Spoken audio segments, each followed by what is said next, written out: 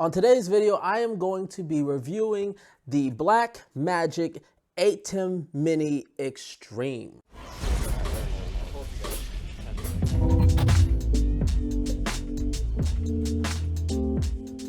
What's good, everybody? James Jackson here, back again with another video. If you're new to my channel, I do tips, tricks, news, and reviews for the film and video making industry. So if you do like the content here, please make sure to subscribe to the channel and hit that bell so you can stay up to date on all the content going forth.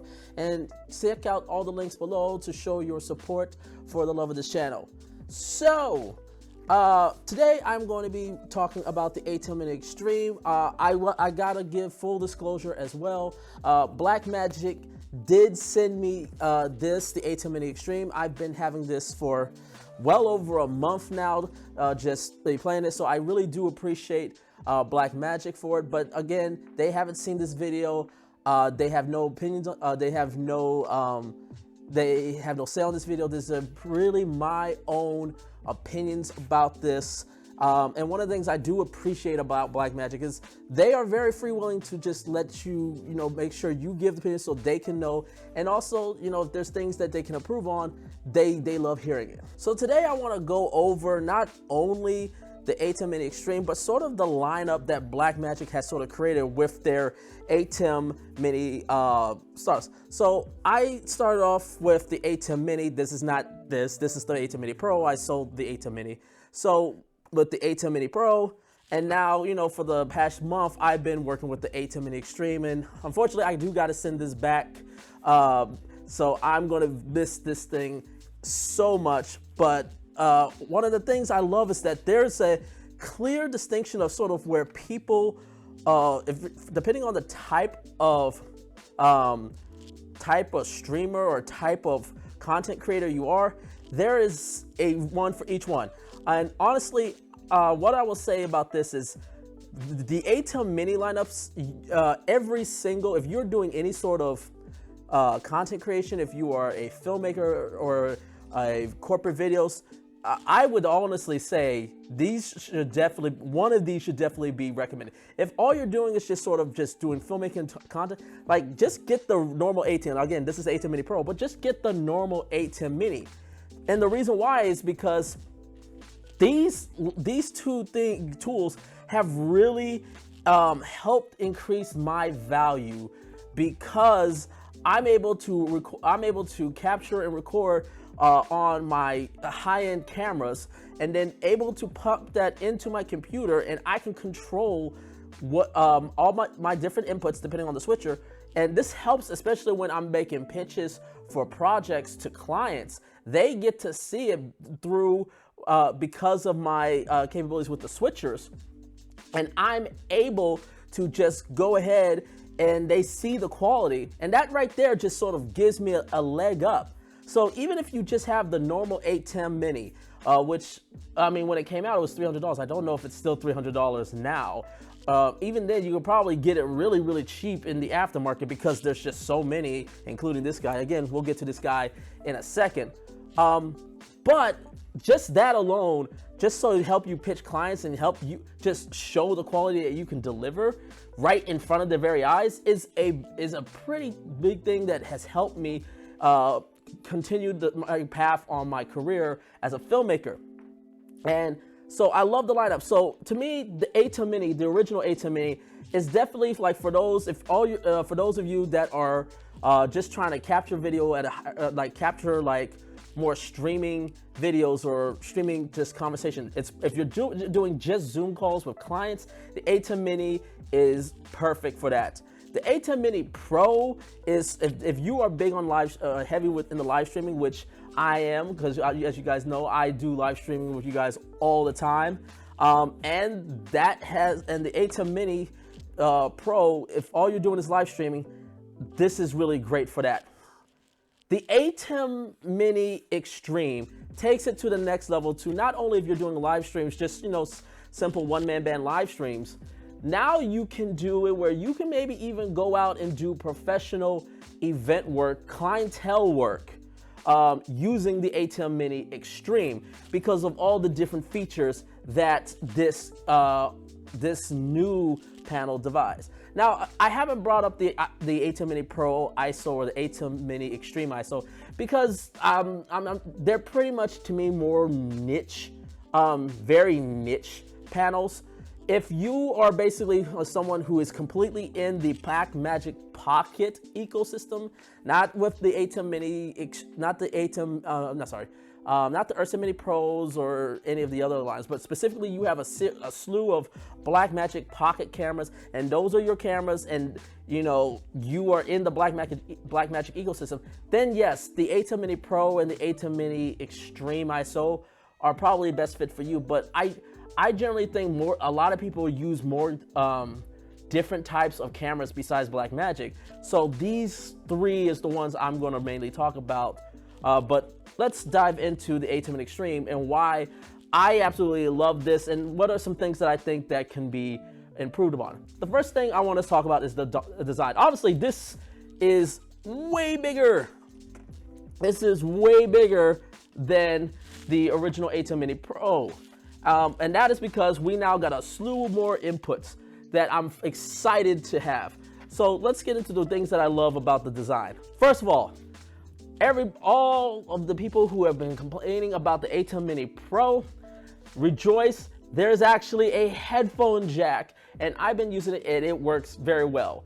There's a slight delay, but I think that's mainly because that's more to do with the HDMI. HDMI is typically a delay.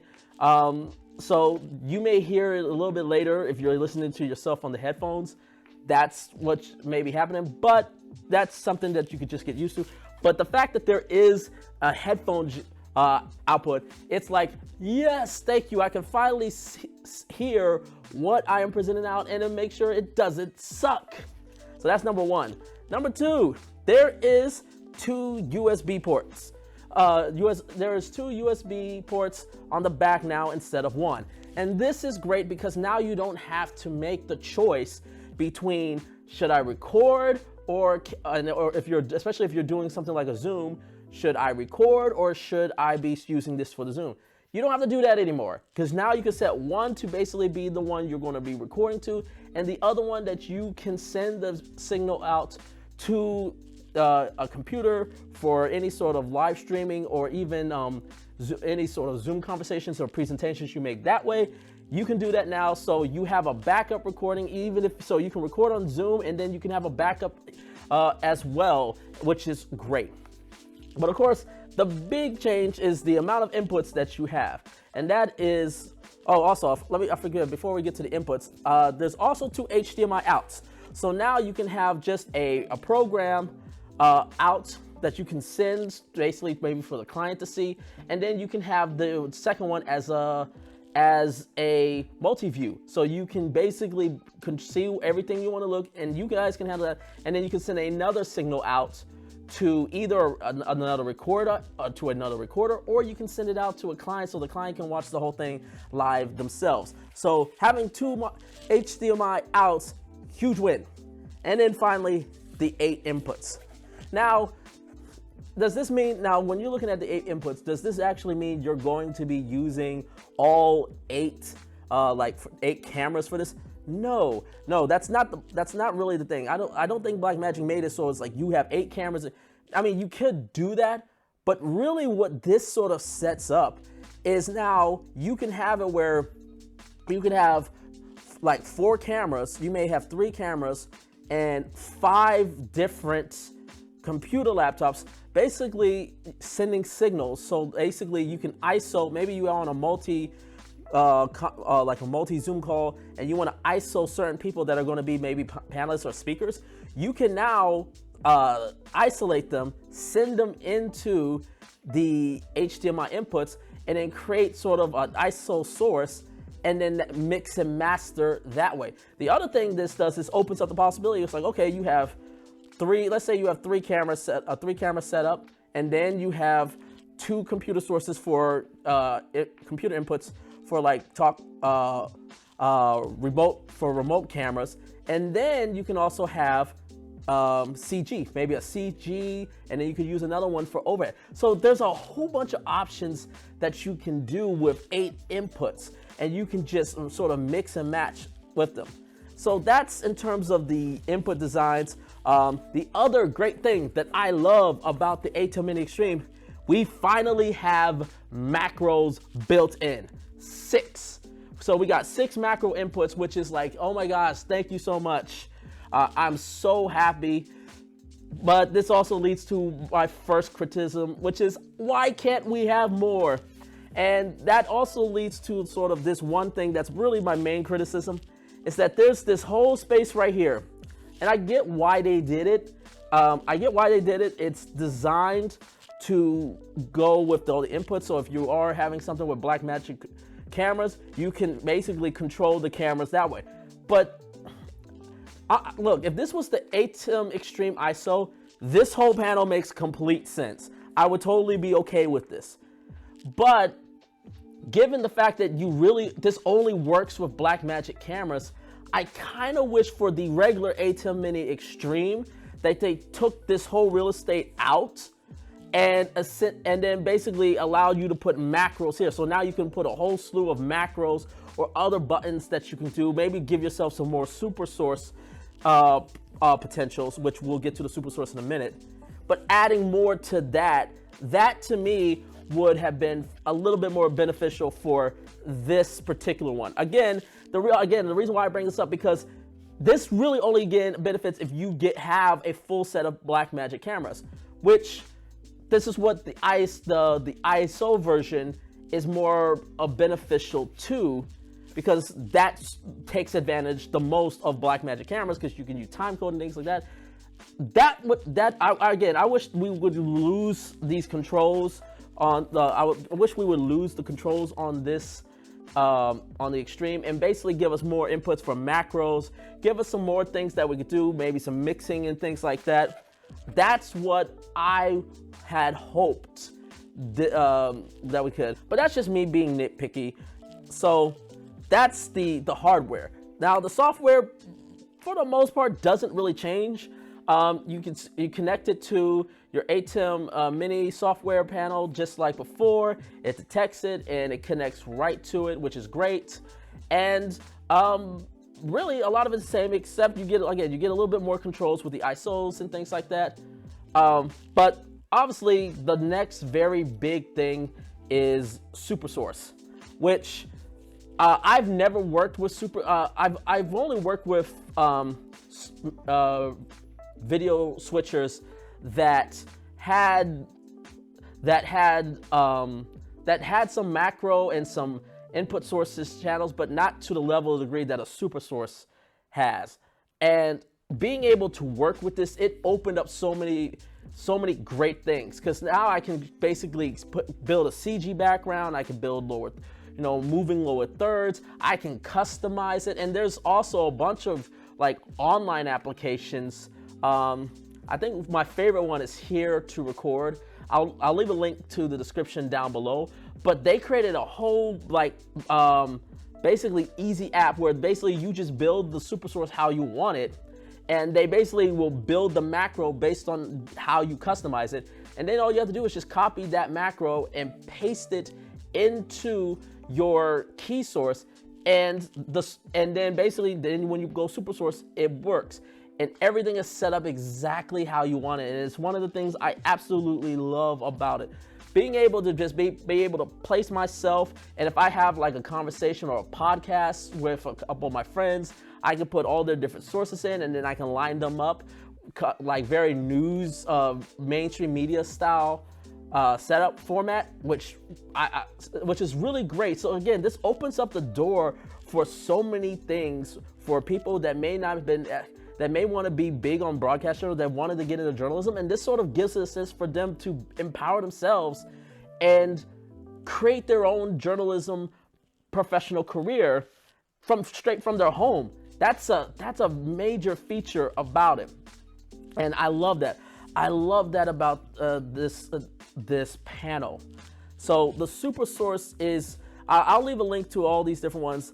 There's a whole bunch of people that have built things. So if you do get one of these ATEM Extremes, I would definitely say check them out just to get your hand started and even just learn to just work with it yourself. But yeah, overall, I love this. I love this thing. I'm so sad this has to go back. But it does have to go back. And again, thank you, Blackmagic, for letting me take a look at this. I will say this: if you are getting so who is this for? If you are somebody who's just basically all you're doing is live streaming, it's solo, it's just you, there's not really multiple sources, I think the ATEM Mini Pro is still going to be a good fit for you, and this is $300 less than this.